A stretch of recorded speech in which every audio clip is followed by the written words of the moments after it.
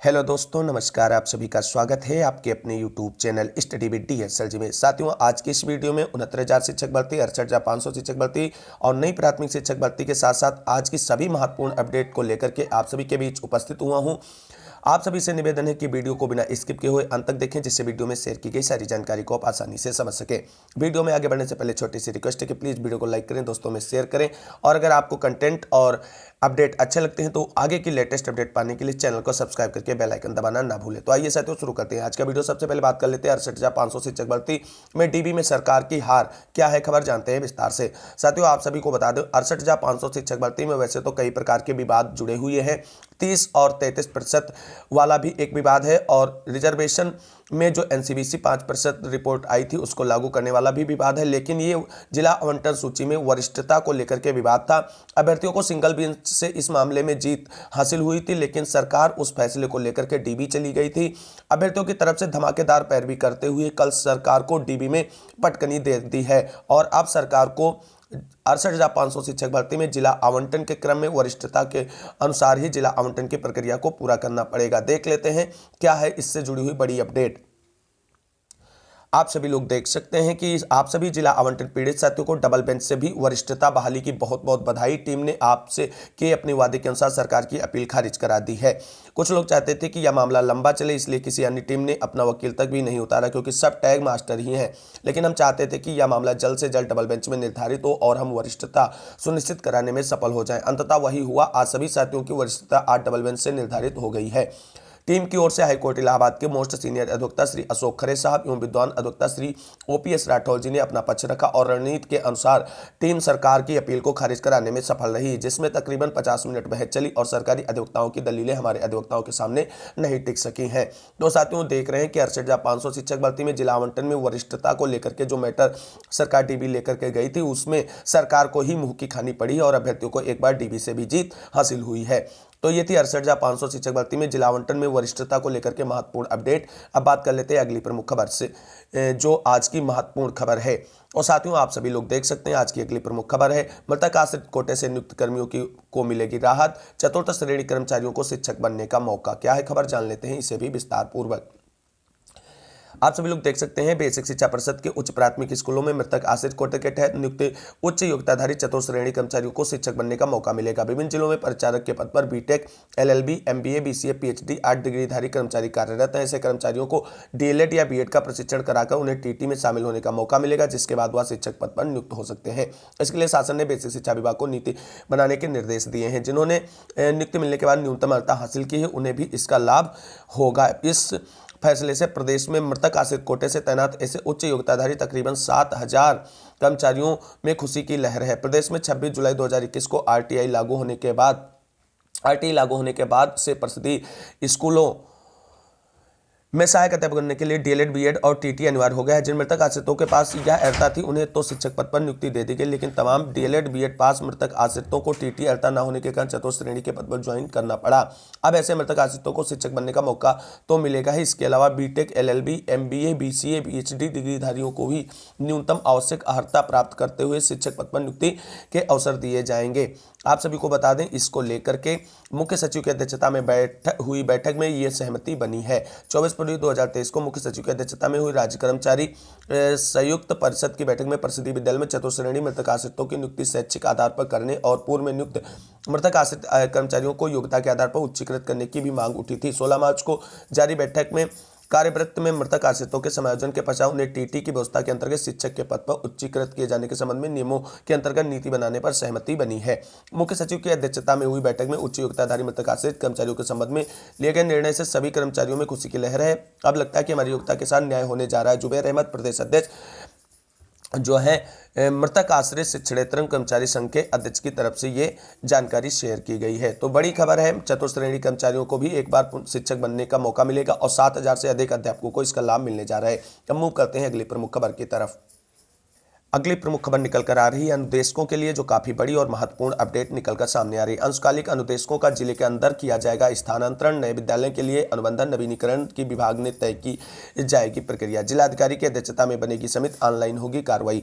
खबर जानते हैं विस्तार से। उच्च प्राथमिक विद्यालय में कार्यरत अंशकालिक अनुदेशकों का जिले के अंदर स्थानांतरण यानी विद्यालय परिवर्तन किया जाएगा। इसके लिए शासन की ओर से ऑनलाइन अनुबंधन नवीनीकरण की प्रक्रिया पूरी की जाएगी। प्रदेश में लगभग 26,000 अंशकालिक अनुदेशक तैनात है। शासन ने बेसिक शिक्षा परिषद के 100 से अधिक नामांकन वाले उच्च प्राथमिक विद्यालय में तैनात अनुदेशकों का जिले के अंदर नए विद्यालय में अनुबंध नवीनीकरण की नीति जारी की है।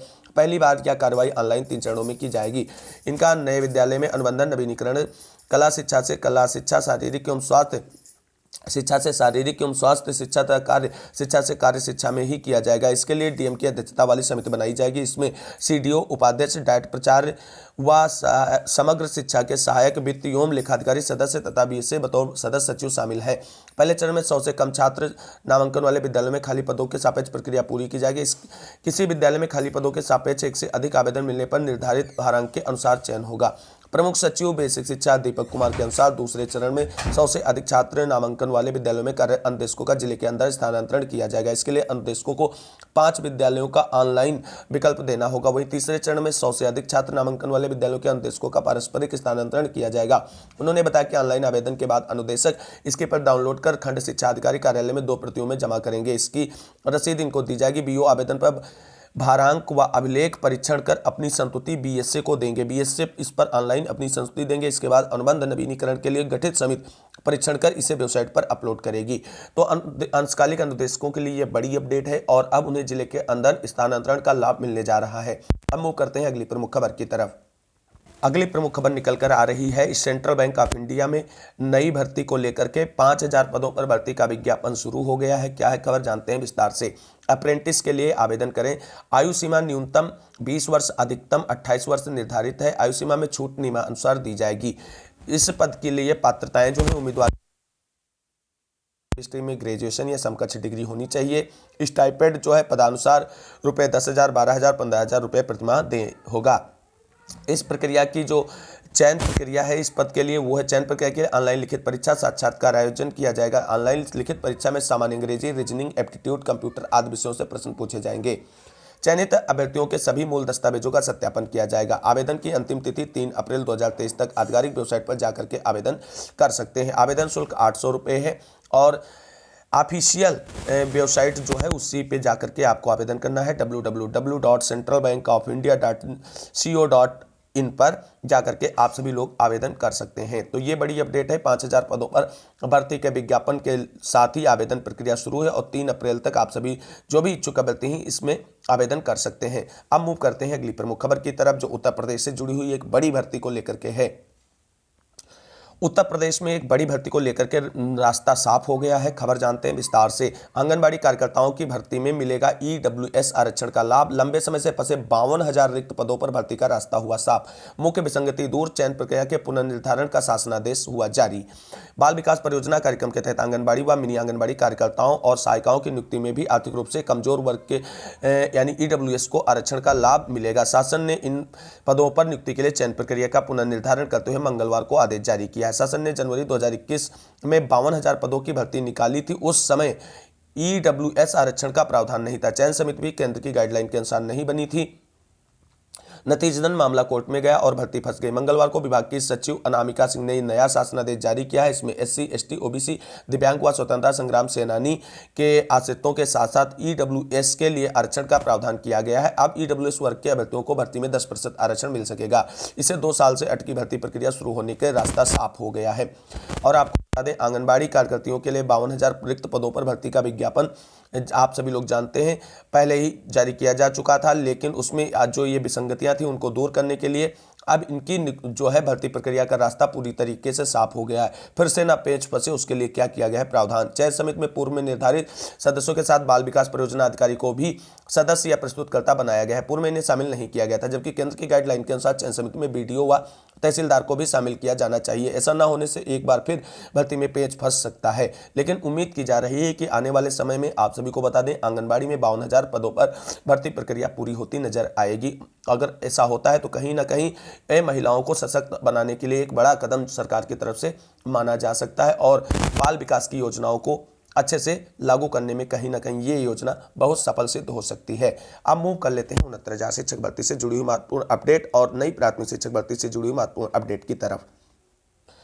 तो साथियों, आप सभी को बता दें, उत्तर प्रदेश में नई प्राथमिक शिक्षक भर्ती के विज्ञापन को लेकर के सरकार और बेसिक शिक्षा विभाग की तरफ से अभी कोई भी ऑफिशियल अपडेट निकलकर सामने नहीं आया है। वहीं आपको बता दें, बीएड और बीटीसी प्रशिक्षुओं लगातार सरकार पर नई प्राथमिक शिक्षक भर्ती के विज्ञापन को लेकर के दबाव बनाने की प्रक्रिया में है और अभी तक सरकार और बेसिक शिक्षा विभाग की तरफ से नई प्राथमिक शिक्षक भर्ती के विज्ञापन को स्वीकार भी नहीं किया गया। हालांकि जब 69,000 शिक्षक भर्ती का मामला सुप्रीम कोर्ट में था तो सरकार ने स्वीकार किया था कि 51,112 पद प्राथमिक विद्यालयों में शिक्षकों के रिक्त है और उसी को लेकर के एक बार प्रशिक्षु अभ्यर्थी जो हैं वो सड़कों पर नजर आएंगे। इसके लिए पूरी तैयारियां कर ली गई हैं। कल यानी 23 मार्च से एक बड़ा जन आंदोलन आप सभी को लखनऊ की सड़कों पर देखने को मिलेगा और उसमें बीएड, बीटीसी, डीएलएड सभी प्रशिक्षु जो 4 साल से नई प्राथमिक शिक्षक भर्ती का इंतजार कर रहे हैं उन सभी का इन्विटेशन है। सभी साथी सड़क पर आ जाएं और सरकार पर दबाव बना करके नई प्राथमिक शिक्षक भर्ती का विज्ञापन जारी करने के लिए सरकार को झुकाया जाए और बेसिक शिक्षा विभाग इस भर्ती का विज्ञापन जारी किया जाए। सभी साथी जो नई प्राथमिक शिक्षक भर्ती का इंतजार कर रहे हैं और चाहते हैं कि हम एक शिक्षक बन करके अपने सपनों को पूरा करें, उन सभी से निवेदन है कि जितने भी अभ्यर्थी उत्तर प्रदेश में हैं, टेट सीटेट क्वालिफाई हैं, बीएड और बीटीसी की योग्यताधारी हैं या अपीयरिंग में है, उन सभी के एग्जाम सभी लोग लखनऊ पहुंचकर नई प्राथमिक शिक्षक भर्ती के लिए एक लंबे संघर्ष की शुरुआत कीजिए। और जब तक आप सभी लोगों के लिए बेसिक शिक्षा विभाग नई भर्ती के विज्ञापन का अनाउंसमेंट ना करे तब तक आप सभी का संघर्ष जारी रहना चाहिए। हम सब लोग अगर मिल करके लड़ाई लड़ेंगे तो अवश्य जीतेंगे और सरकार को झुकना पड़ेगा नई प्राथमिक शिक्षक भर्ती के विज्ञापन को लेकर के।